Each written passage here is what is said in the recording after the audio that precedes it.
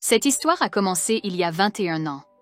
Une jeune et belle fille d'Angleterre est venue en Tanzanie pour travailler et est tombée amoureuse d'un guerrier Maasai. Malgré l'opposition de leurs parents, ils se sont mariés et ont vécu ensemble dans une hutte en terre battue dans la jungle sauvage. Que leur est-il arrivé 21 ans plus tard? Et à quoi ressemblent leurs deux filles maintenant? Mais avant de commencer, n'oubliez pas de cliquer sur s'abonner si vous souhaitez plus d'histoires à l'avenir. Allez, on commence. Il y a eu plusieurs cas de femmes européennes épousant des guerriers africains. L'un des cas les plus célèbres est celui de Corinne Hoffmann, une Suissesse, qui a épousé un guerrier Samburu en 1988. Elle a abandonné sa vie confortable pour poursuivre l'amour. Ils ont résidé ensemble dans une modeste hutte construite en fumier et ont eu une fille. Cependant, leur relation a finalement pris fin, et ils se sont séparés quelques années plus tard. Malgré cela, Corinne rend toujours fréquemment visite à son ex-mari, et ils semblent entretenir de bonnes relations. Leur fille a maintenant 35 ans. Un autre exemple est celui de Stephanie Fuchs, une Allemande, qui a épousé un guerrier Maasai en 2011. Stephanie est tombée amoureuse de son mari alors qu'elle faisait du bénévolat en Tanzanie. Le couple a accueilli un fils en 2016. Ils sont ensemble depuis près de 12 ans et semblent très heureux. Leur fils a maintenant 8 ans.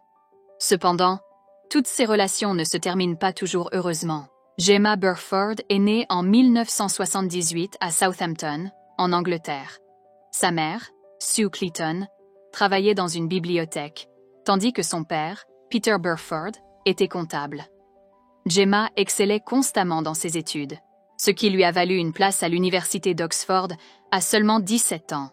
Au cours de sa dernière année d'études en biochimie, elle a fait une brève pause en Tanzanie pendant une semaine pour participer à un festival culturel. C'est là qu'elle a développé un profond attachement pour le pays. Par la suite, elle s'est impliquée dans une organisation caritative appelée Maison de la Paix, dédiée à la préservation et à la promotion des cultures traditionnelles africaines. C'est pendant cette période qu'elle a rencontré Lessikar, son futur mari. Gemma a déclaré « Au début, nous ne nous comprenions pas bien car je ne parlais pas swahili et Lessikar ne comprenait pas l'anglais. Nous étions bien lorsque nous avions un interprète. Malgré cela, ils étaient presque immédiatement attirés l'un par l'autre. Après sa première visite, Gemma est retournée en Tanzanie à plusieurs reprises pour des recherches, et c'est pendant cette période que le couple est devenu proche. Cependant, aucun d'eux n'a ouvertement reconnu leurs sentiments.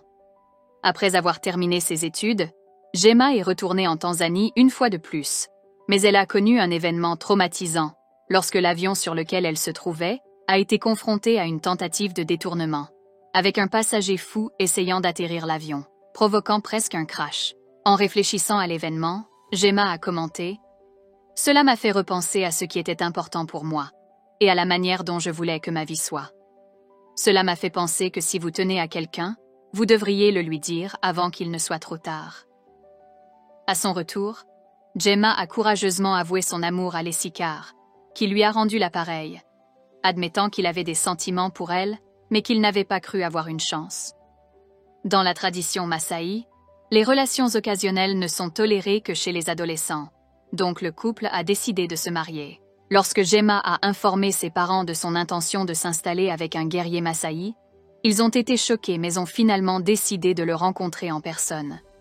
D'autre part, les parents de Lessikar ne voulaient pas qu'il épouse une étrangère et voulaient qu'il ait plusieurs épouses locales, comme le font tous les hommes Maasai.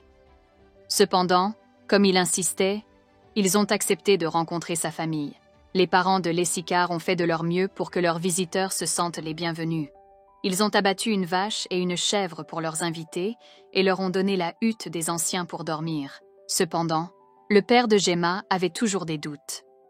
C'était horrible, pour être honnête. C'était comme faire un bond en arrière de 150 ans. C'était exactement ce que Livingstone et Stanley traversaient, se souvient-il. Néanmoins, il a apprécié l'accueil chaleureux de la famille de Lessikar et ils ont formé de bons liens. À la suite de la visite, Lessikar a accompagné la famille de Gemma en Angleterre, parée de sa tenue Maasai, y compris ses robes et son couteau de 14 pouces. Pendant son séjour, les parents de Gemma l'ont vraiment apprécié. C'est cette impression positive qui les a amenés à accepter Lessikar comme mari de leur fille. La cérémonie de mariage a eu lieu en janvier 2003 à Elwai, en présence de la famille de Gemma et de 500 Maasai, dont certains ont parcouru 80 km depuis le Kenya voisin. Gemma portait une robe de mariée en peau de bœuf perlée, tandis que Lesikar était orné de sa tenue traditionnelle Maasai. En guise de cadeau de mariage, le couple a reçu 6 chèvres, 4 vaches et un âne. Gemma rayonnait de bonheur le jour de son mariage, exprimant sa joie d'épouser l'homme qu'elle aimait. « C'est là où je veux être. C'est l'homme avec qui je veux être. C'est la bonne décision », a-t-elle affirmé. Le couple a également eu un petit mariage en Angleterre. Après leur mariage, ils se sont installés dans un village près des parents de Lesikar, où les commodités de base telles que les égouts, l'eau courante et l'électricité étaient absentes. S'adapter à la vie dans un village tribal présentait d'importants défis pour Gemma. Elle devait parcourir près d'1 kilomètre pour aller chercher de l'eau, cuisiner sur un feu ouvert, se laver à l'aide d'un seau et laver les vêtements à la main dans une cuve en plastique. Malgré ces épreuves, elle semblait heureuse. 1 an après leur mariage, ils ont accueilli leur première fille, Lucia, suivie d'une autre fille, Suzanne. 1 an plus tard, Gemma et Lesikar se sont consacrés à diverses activités caritatives, y compris des campagnes de lutte contre les mutilations génitales féminines, une pratique consistant à enlever les organes génitaux des jeunes filles. Leurs efforts ont conduit à la construction d'un dortoir, pouvant accueillir environ 30 filles fuyant de telles pratiques. De plus, ils ont joué un rôle central dans la création d'une école secondaire, dotée de 2 salles de classe et d'une salle du personnel, où les villageois apprenaient l'anglais et l'histoire locale. En plus de leur travail philanthropique, le couple exploitait une petite agence de voyage, Oretiti, permettant aux gens d'explorer l'Afrique de près, y compris en séjournant dans des villages massaïs et en apprenant l'artisanat traditionnel. Le couple semblait heureux ensemble, ce qui a amené beaucoup à croire en la possibilité d'une fin de conte de fées à leur histoire. Cependant, en 2010, leur mariage a pris fin. La cause exacte de leur divorce reste inconnue, mais des spéculations suggèrent que Lesikar aurait pu vouloir prendre une deuxième épouse, une pratique courante chez les hommes massaïs, ce que Gemma n'était pas prête à accepter.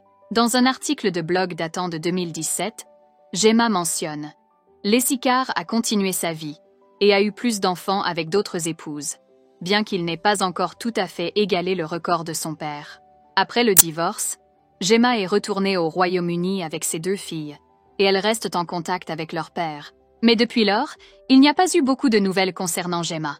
Sa fille Lucia a aujourd'hui 21 ans, elle est graphiste et photographe. Tout comme sa mère, elle aime faire du bénévolat et aider les autres.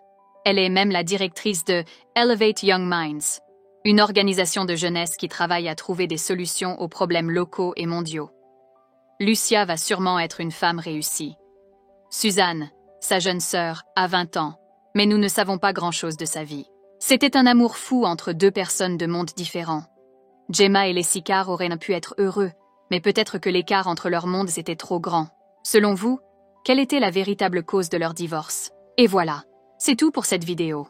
S'il vous plaît, n'oubliez pas de cliquer sur s'abonner si vous souhaitez plus d'histoires à l'avenir. Merci de nous avoir regardés.